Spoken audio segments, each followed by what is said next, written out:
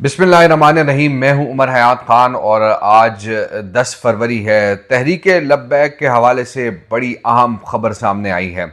और कुछ अहम दावे जो है वो किए गए हैं। तहरीक लब्बैक की मजलिस शूरा के रुकन, जो कि मरकज़ी मजलिस शूरा के रुकन है, उनकी जानिब से अल्लामा सरवर शाह सैफ़ी ने एक दावा किया है और इस दावे पर आज के इस वीलॉग में बात करेंगे। फिर तहरीक लब्बैक पाकिस्तान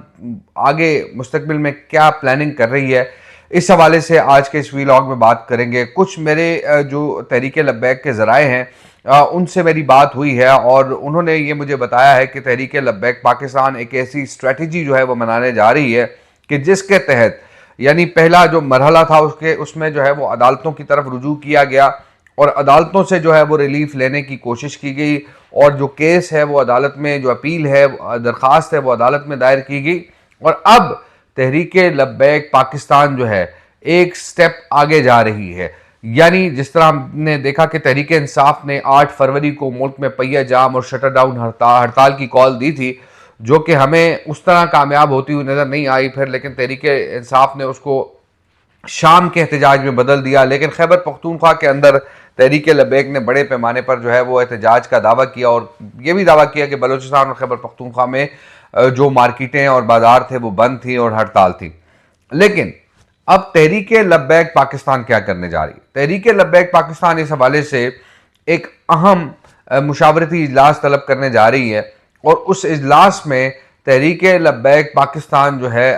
हाफिज साद रिजवी और हाफिज अनस रिजवी और फिर जो तहरीक लब्बैक पाकिस्तान के गिरफ्तार रहनुमाओं कारकुनान हैं उनकी रिहाई और फिर उसके बाद तहरीक लब्बैक पाकिस्तान पर आयद पाबंदी उठवाने और उनके मुंजमद अकाउंट्स को गैर मुंजमद करने और जो इमलाक सील की गई हैं उनको डी सील करने के हवाले से एहतजाज करने जा रही है। और ये एहतजाज जो है वो इसकी स्ट्रैटेजी क्या होगी? इसकी स्ट्रैटेजी जो है वो उसी तरह होगी कि इस एहतजाज में जिस तरह हमने देखा कि पाकिस्तान तहरीक इंसाफ ने हड़ताल की कॉल दी, पहिया जाम की कॉल दी, शटर डाउन की कॉल दी, इसी तरीके से तहरीक लब्बैक पाकिस्तान भी एक एहतजाज जो है वह प्लान कर रही है कि हम सड़कों पर ना निकलें, हम चौकों चौराहों को बंद ना करें, लेकिन हम एक एहतजाज की कॉल दें। इससे भी जो है वो हुकूमत पर प्रेशर डेवलप होगा। ये इस हवाले से जो है वो एक अहम इजलास जो है वो होने जा रहा है। लेकिन जो हमारे दूसरी जानिब सोर्सेज हैं जो हुकूमत के साथ मुज़ाकरात कर रहे हैं, सालिस हैं, उनसे जब हमने बात की तो उन्होंने कहा कि इस वक्त जो है अगर तहरीक लब्बैक किसी भी किस्म का एहतजाज करती है तो फिर मामलात जो है शायद मजीद बिगड़ जाएं। अगर एक खामोश एहतजाज होता है और एक प्लानिंग के तहत होता है, हड़ताल की कॉल दी जाती है, पहिया जाम की कॉल दी जाती है, लेकिन उसमें किसी किस्म का कोई इंटरफेरेंस और किसी पर जोर ज़बरदस्ती नहीं की जाती, तो उसमें शायद जो है वो मामलात इतने संगीन ना हो। लेकिन अगर सड़कों पर निकला जाएगा और दुकानें ज़बरदस्ती बंद करवाई जाएंगी, जिस तरह पाकिस्तान तहरीक इंसाफ ने किया, तो इससे शायद जो है वो मामलात मजीद ख़राब हों। अब जो हालात हमें नज़र आ रहे हैं, इस वक्त जो सिचुएशन है वो यकीनी तौर पर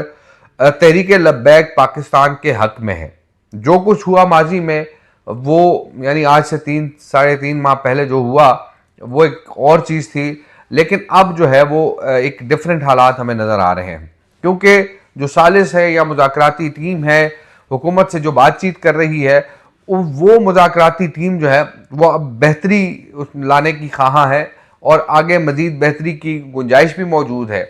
अब आते हैं सरवर शाह सैफ़ी जो कि मरकज़ी मजलिस शूरा के रुकन है। उन्होंने अपना एक वीडियो पैगाम जारी किया और उस वीडियो पैगाम में उन्होंने इंपॉर्टेंट बात यह की कि तहरीक लब्बैक पाकिस्तान को 8 फरवरी के इंतखाबात से पहले बड़ी ऑफर्स की गई। वो ऑफर्स क्या थी वो उन्होंने बयान की और उन्होंने ये बताया कि हमें जो सीटें देने की ऑफर थी, यानी आपको कौमी असम्बली और सूबाई असम्बली की सीटें दी जाएंगी, फिर उसके बाद आपको वजारतें दी जाएंगी और आपको वो तमाम मराद दी जाएंगी जो दीगर जमातों को, जो हुकूमत की इत्तेहादी जमातों को हासिल हैं। लेकिन आपने फ़लस्तीन और गज़ा के हवाले से बात नहीं करनी। अब गज़ा के हवाले से यकीनी तौर पर मुसलमान एक जिस्म की मानंद है और जब एक जिस्म के एक हिस्से को तकलीफ़ होती है, एक उज़्व को तकलीफ़ होती है, तो पूरे जिस्म को तकलीफ़ होती है। तो इसीलिए तहरीक लब्बैक पाकिस्तान के जो अमीन हैं बकौल सरवर शाह सैफ़ी, उन्होंने हुकूमत की इन ऑफर्स को कबूल नहीं किया और उन्होंने कहा कि हम जो है वो गजा के साथ हैं, हम फ़लस्तीन के साथ हैं। अब जो सिचुएशन है, जो मेरे ज़राए हैं, वो इस हवाले से जब मैंने उनसे काउंटर चेक किया तो उन्होंने मुझे ये बताया, हुकूमती ज़राए, उन्होंने कहा कि हम ये चाहते थे कि हमारा तहरीक लब्बैक के साथ इंतखाबी इत्तेहाद हो, ताकि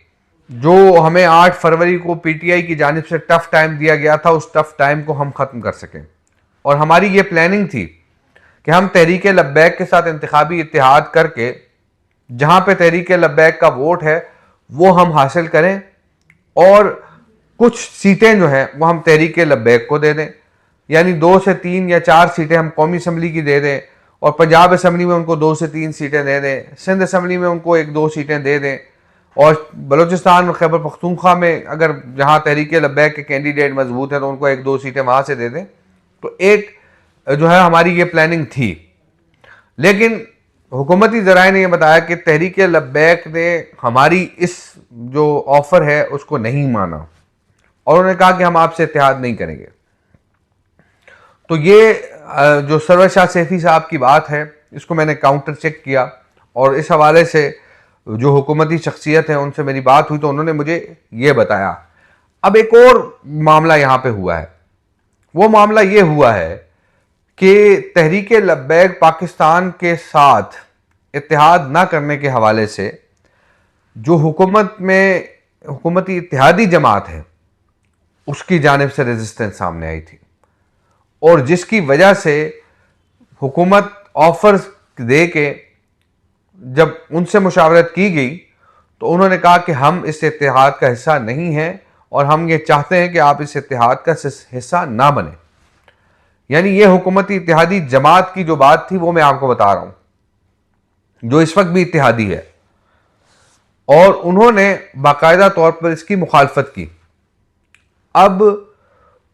जो आला शख्सियात हैं, मुक्तदर हल्के हैं, उनकी जानिब से भी एक बात हुई थी कि तहरीक लब्बैक पाकिस्तान को एंगेज किया जाए। अब एंगेज जो है वो सिर्फ और सिर्फ नून लीग कर सकती थी, तो नून लीग, जैसा कि सरवर शाह सैफी साहब ने बात की कि नून लीग ने ऑफर दी थी, तो इस ऑफर पे बात हुई है, ये कंफर्म मैंने किया है। और अब भी नून लीग के अंदर यानी हुकूमत के अंदर कुछ ऐसे लोग हैं, मैं हमेशा ये बात करता हूं कि वो तहरीक लब्बैक के लिए नरम गोशा रखते हैं और वो हमेशा ये बात करते हैं कि तहरीक लब्बैक पाकिस्तान के साथ नून लीग का इंतखाबी इत्तेहाद होना चाहिए और उसकी वो वजह ये बयान करते हैं कि अगर हमने तहरीक इंसाफ का रास्ता रोकना है और इनके वोटों का मुकाबला करना है तो जहां तहरीक लब्बैक का कैंडिडेट 25,000, 30,000, 35,000, 40,000 वोट लेता है, तो हम अगर इंतखाबी इत्तेहाद करेंगे तो वो वोट हमें पड़ेगा और जहां तहरीक लब्बैक का मजबूत कैंडिडेट होगा तो वहां नून लीग उसको वोट देगी। तो ये चीज़ें बड़ी सामने आ रही थी और इस हवाले से अब शायद, क्योंकि मैंने एक दफ़ा पहले भी बात की थी कि जो नरम गोशा रखने वाले लोग हैं वो ये चाहते हैं कि आइंदा जो है वो एक इंतखाबी इत्तेहाद हो या आइंदा आने वाला जो ज़िमनी इलेक्शन कोई भी होगा उसमें भी खुदा ना करे कोई कौमी असम्बली का रुकन या सूबाई असम्बली का रुकन जो है वो दुनिया से रुखसत हो जाता है और वो उसकी जगह ज़िमनी इलेक्शन होता है या कोई डिस्क्वालिफिकेशन हो जाती है, उसकी जगह ज़िमनी इलेक्शन होता है, तो उसमें बाकायदा तौर पर जो है वो ये तमाम चीज़ें जो है वो डिस्कस हो सकती हैं। लेकिन मैंने जब पिछली दफ़ा बात की थी, वीलॉग किया था, तो बहुत से लोगों ने कमेंट किया और उन्होंने कहा कि हम तहरीक लब्बैक के साथ इत्तेहाद नहीं करेंगे और हमारा किसी भी किस्म का इत्तेहाद तहरीक लब्बैक, हम नून लीग के साथ इत्तेहाद नहीं करेंगे और हम जो है नून लीग को उन्होंने कहा कि ये खून लीग है और ये जो है इस तरह के लोग हैं। लेकिन मैं हमेशा एक बात करता हूं कि सियासत में कुछ भी हरफ आखिर नहीं होता। पीपल्स पार्टी और मुस्लिम लीग नून एक दूसरे के खून के प्यासे थे और एक दूसरे को लान तान जलसों में और हर जगह जो है एक दूसरे की मुखालफत करते थे, लेकिन आज सेम पेज पर बैठे हुए हैं। अगर से उनको सेम पेज पर लाने वाले जो हैं वो उनसे ज़्यादा समझदार हैं, उनको सेम पेज पर लाया हुआ है, लेकिन आज वो इकट्ठे हैं। तो इसी तरीके से जो दूसरी सियासी जमातें हैं वो भी एक दूसरे पे लान तान करती रही हैं, लेकिन आज वो भी इकट्ठी हैं। तो इसीलिए हम ये कहते हैं कि चीज़ों को इतना गंभीर ना किया जाए कि बाद में रुजू मुश्किल हो जाए। हम अपने एक एतदाल होना चाहिए, मौक़िफ़ के अंदर भी एतदाल होना चाहिए और आपकी ज़िंदगी के अंदर भी एतदाल होना चाहिए। अब एक और जो खबर थी, जो इससे पहले हमने बी लॉग किया कि इमरान खान को रिलीफ मिल गया है और आज बैरिस्टर सलमान सफदर उनसे मुलाकात करेंगे। लेकिन अब तक हाफिज साद रिजवी और हाफिज अनस रिजवी के हवाले से जो तहरीक लब्बैक के कारकुनान हैं उनमें तशवीश पाई जाती है। अगरचे कुछ लोगों की मुलाकात हुई है हाफिज साद रिजवी से और उनके हवाले से बताया गया है कि वो बिल्कुल ठीक ठाक हैं और उनकी मुलाकात में जो तहरीक लब्बैक के मुतालबात हैं वो हुकूमत के सामने रखने वाली वही शख्सियत उन्होंने मुलाकात की है। और फिर जो सालिस हैं उनमें से एक शख्सियत की मुलाकात हुई थी। तो ये तमाम चीज़ें जो हैं वो ऑन ग्राउंड इस वक्त चल रही हैं और इस हफ्ते अगर मुलाकात हो जाती है, जो कमेटी बनाई गई है वो आपस में इजलास कर लेते हैं, तो कोई ना कोई ब्रेक थ्रू जो है वो होने का इम्कान मौजूद है। इसी के साथ सामीन हमें दीजिए इजाज़त और नेक्स्ट वीलॉग के साथ आपसे मुलाकात होगी। अल्लाह हाफिज़।